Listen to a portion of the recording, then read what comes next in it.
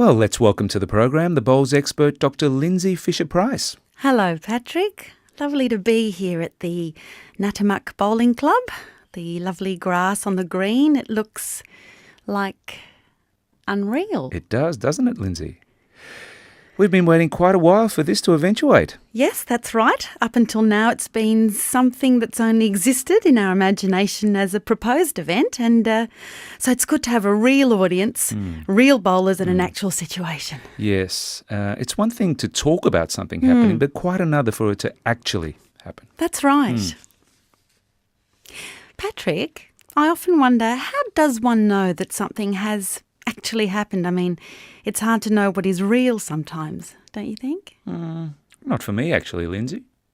No, really? No. For example, railway tracks look as if they merge on the horizon, don't they? Oh, but that's just an optical illusion.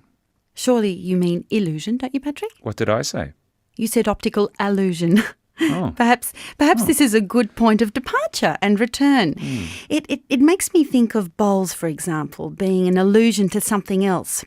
It's the serenity and longevity of the game.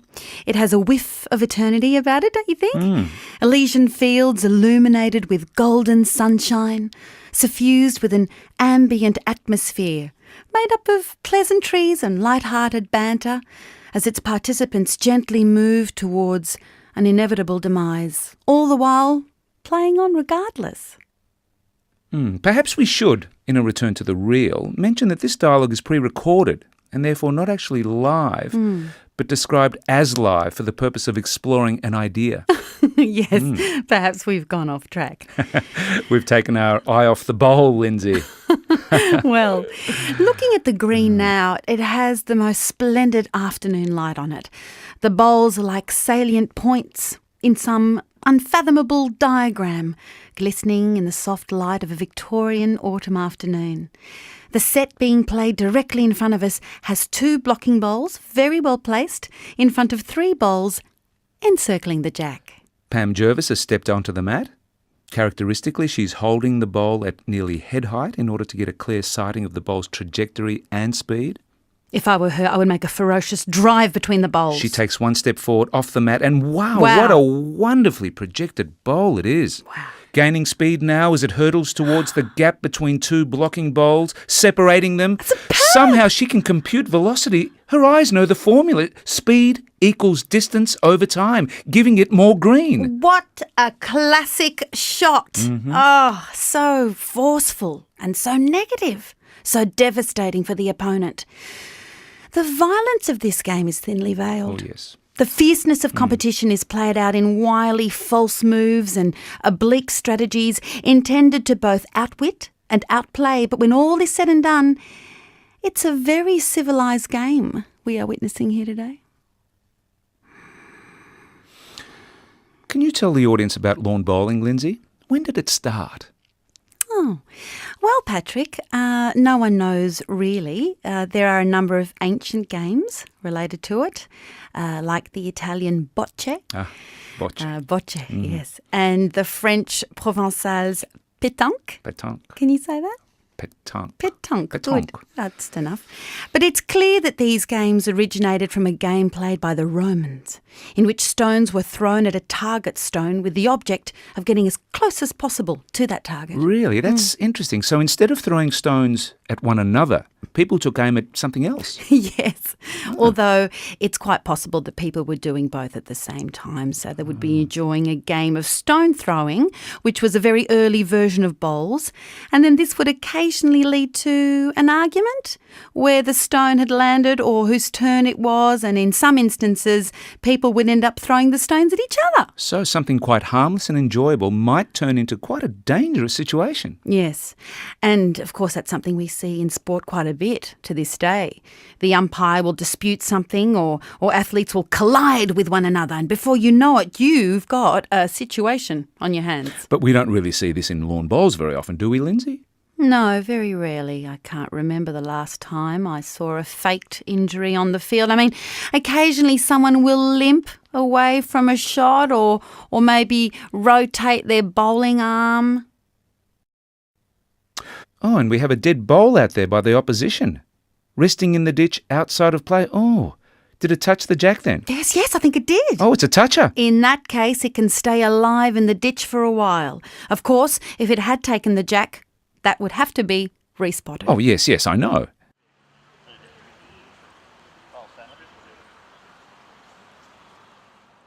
Lovely bowl there from Graham Brown. This tournament is opening up into a very exciting battle of wills. It looks like this end was too close to call. They have their measuring devices out now. Out they come. Yep. Oh, they look like surveyors, and judging by that smile, it looks like Graham's team have drawn level again. So, Lindsay, how does one play this ancient English game? It's not that difficult, really. The bowls are not quite round. There's a slight bulge I noticed that. Yeah. on one side called the bias. Bias. When the bowl is moving at high velocity, it travels in a straight line, but as it interacts with the grass over time, it slows and begins to move in the direction of the bias. Yes, I have noticed that indeed.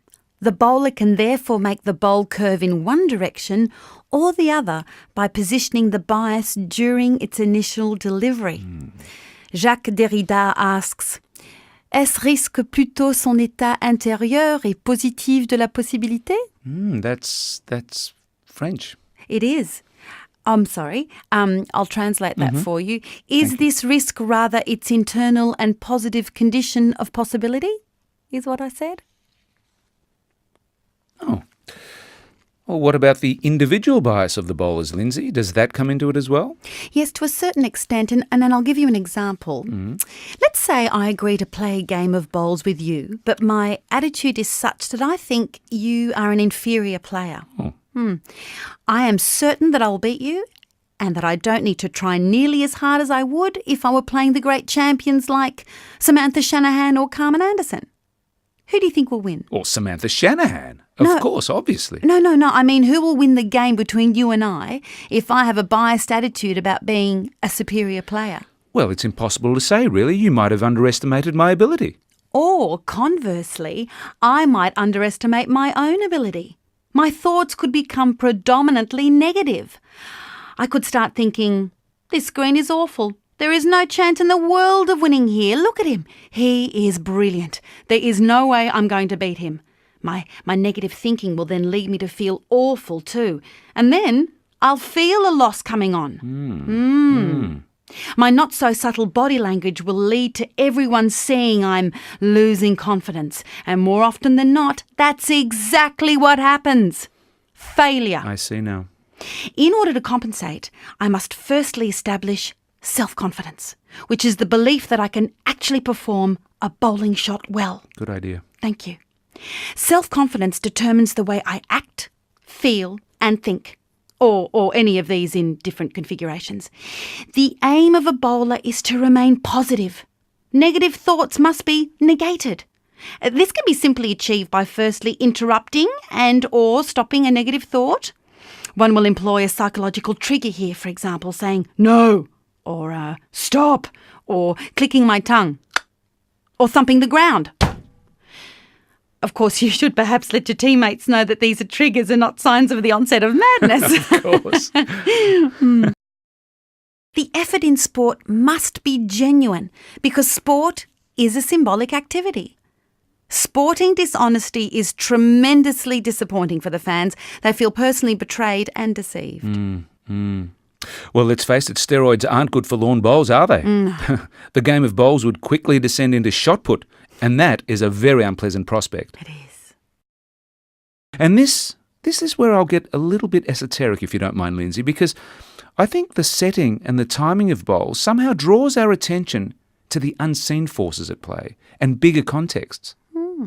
The pitch has a pictorial space and the bowls are like planets, orbiting in it. There are various forces at play, including gravity and velocity. It's like the music of the spheres.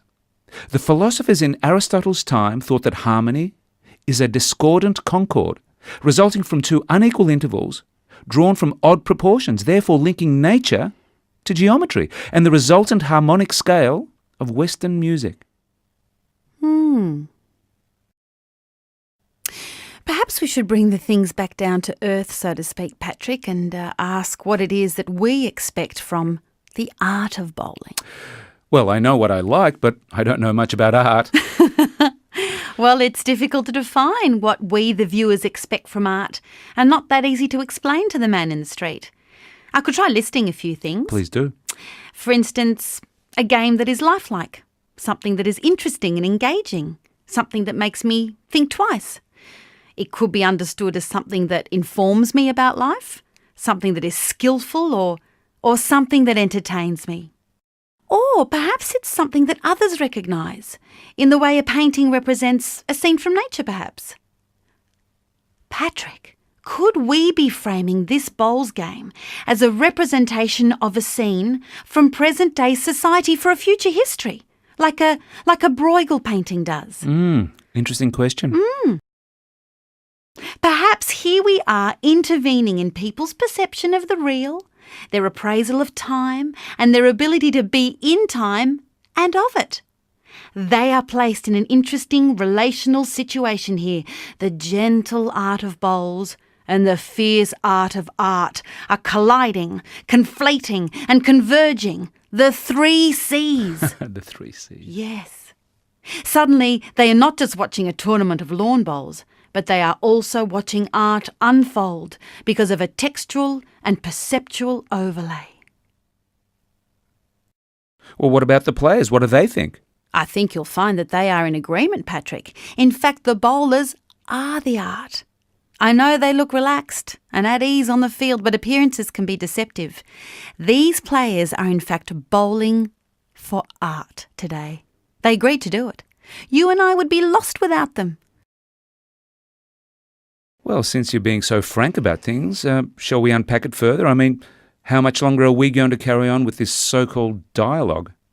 Until the end of the end. But which direction? Under the direction of the artists, Laresa, Kosloff and Thomson. And let's not forget the people who have voiced their views, Santo, Cilauro and Zemiro. Yeah, personally, I thought I was rather good, didn't you? Actually, I think I was better. You probably were, actually. Well, you know. I think that's it. Cup of tea?